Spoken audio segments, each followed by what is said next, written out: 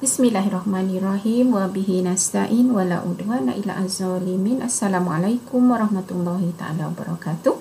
Jumpa lagi Ustazah Linda. Insya-Allah kita akan pelajari pelajaran ke-24 unit 2 adab terhadap orang kurang upaya.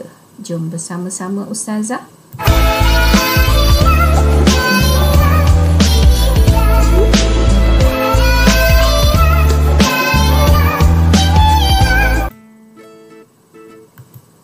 Hari ini insya-Allah Ustazah akan sama-sama memudahkan memberi penerangan tentang adab terhadap orang kurang upaya.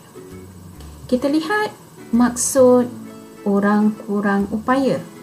Apa sebenarnya selama ini yang kita ringkaskan OKU ataupun orang kurang upaya atau disebut juga orang kelainan upaya. Maksud OKU atau orang kurang upaya ialah seseorang yang tidak mempunyai keupayaan untuk melibatkan diri secara efektif dalam masyarakat dari segi fizikal, mental, intelektual atau panca indera sejak lahir atau selepasnya. Orang kurang upaya ini maksudnya seseorang yang dia tidak mempunyai keupayaan.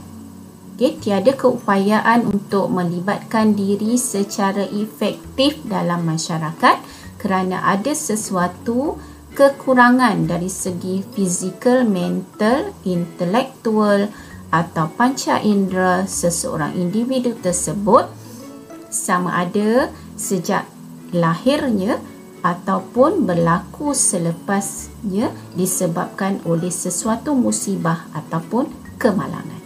Itu maksud orang kurang upaya. Kita lihat pula dalil nakli. Dalil nakli adab ataupun galakan beradab terhadap orang kurang upaya. Anas bin Malik radhiyallahu anhu meriwayatkan bahawa Rasulullah sallallahu alaihi wasallam bersabda, anna imra'atan kanat fi akliha syai'un faqalat ya Rasulullah inni li ilaika hajatan faqala ya fulanin unzuri ayyi asyikki syi'ti hatta aqdiya laki hajatiki fakhala ma'aha fi ba'di turuki hatta faraqat min hajatiha. Maksudnya, seseorang wanita yang mempunyai kekurangan pada akalnya berkata, wahai Rasulullah, saya memerlukan pertolonganmu dalam sesuatu urusan. Rasulullah bersabda, wahai ibu, bagaimana caranya untuk aku membantumu? Lalu Rasulullah meluangkan masanya sehingga wanita itu dapat menyelesaikan urusannya. Itu dalil nakli. Kita lihat pula apa adab terhadap orang kurang upaya dari aspek ibadah. Yang pertama, kita sediakan kemudahan untuk mereka lakukan ibadah dengan selesa. Kita sediakan kemudahan. Biasanya, kerajaan kita memang dah sediakan dari segi ibadah, dari aspek ibadah kita sediakan kemudahan. Ada tempat khusus untuk orang kurang upaya ini melakukan ibadah kerana kita tahu kemampuan mereka tidak dapat berfungsi secara efektif. Yang kedua dari segi ibadah ialah bantu mereka dengan memberi tunjuk ajar mengenai urusan ibadah. Ini adab kita selaku orang yang sempurna terhadap orang yang kurang upaya daripada aspek ibadah. Kita lihat pula dari aspek emosi. Orang kelainan upaya ini perlu kita layan dengan kasih sayang sepenuhnya. Layanan penuh kasih sayang. Kita lihat semula pada hadis yang dalil nakli tadi. Bagaimana Rasulullah melayan seorang yang terdapat sedikit kekurangan daripada aspek akalnya. Lalu Rasulullah membantu perempuan tersebut sehingga urusan perempuan tersebut selesai. Begitulah juga kita perlu melayani dengan penuh kasih sayang emosi orang kurang upaya tersebut. Yang kedua, kita tidak perlu mengejek atau menghina kerana kurangnya upaya mereka itu daripada aspek fizikal maupun mental bukan kehendak mereka. Jadi kenapa kita yang sempurna ini perlu mengejek dan menghina mereka?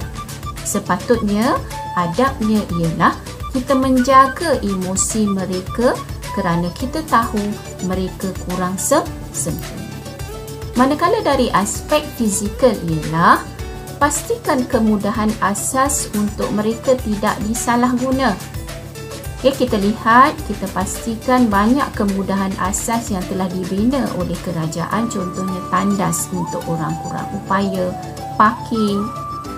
Pastikan bukan kita yang menggunakan kemudahan tersebut, walaupun kita dapati tidak ada orang menggunakan. Contoh parking. Biasanya parking untuk orang kelainan upaya ini atau orang kurang upaya ini berhampiran dengan pintu masuk. Jadi mengapa mesti kita mengambil kesempatan parking di ruangan tersebut sedangkan kita tahu dan kita dah nampak memang tertera kawasan parking tersebut ada simbol untuk orang kurang upaya.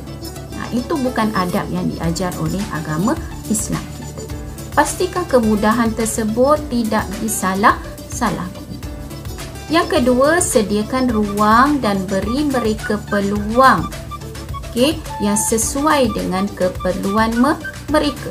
Sediakan ruang, beri mereka peluang. Sebab mereka bukan mereka yang minta dilahirkan sedemikian. Jadi kita selaku orang yang sempurna ini sediakan ruang, berikan peluang kepada mereka. Itu dari aspek fizikal. Kenapa sebenarnya Islam menggariskan cukup cantik adab terhadap orang kurang upaya? Kita lihat satu persatu. Yang pertama, supaya timbul rasa dihargai. Biasanya orang kelainan atau orang kurang upaya ini mereka merasa rendah diri dengan kekurangan yang ada pada mereka. Jadi dengan adanya adab daripada segi fizikal, ibadah, emosi, andai kita jaga dengan sempurna, akan timbul dalam diri mereka rasa dihargai kerana mereka mendapat perhatian dan keistimewaan yang tertentu. Yang kedua, dapat memupuk sifat kebersamaan. Sebenarnya kita sama sahaja. Jadi dengan ada adab yang digariskan oleh agama Islam kita dapat memupuk sifat kebersamaan agar perpaduan dapat diwujudkan. Dan yang ketiga, dengan adanya adab-adab yang telah Islam gariskan itu yang kita patuhi dengan sebaiknya memudahkan orang kurang upaya melakukan urusan mereka. Ingat anak-anak ya, kita mudahkan urusan orang, insya-Allah Allah mudahkan urusan kita. Demikian Ustazah kongsikan adab terhadap orang kurang upaya. Mudah-mudahan dapat sama-sama kita praktikkan, insya-Allah. Perpaduan kasih sayang itu akan wujud terhadap orang-orang kurang upaya tersebut. Aku qauli hadza wa astaghfirullah li wa lakum. Assalamualaikum warahmatullahi taala wabarakatuh.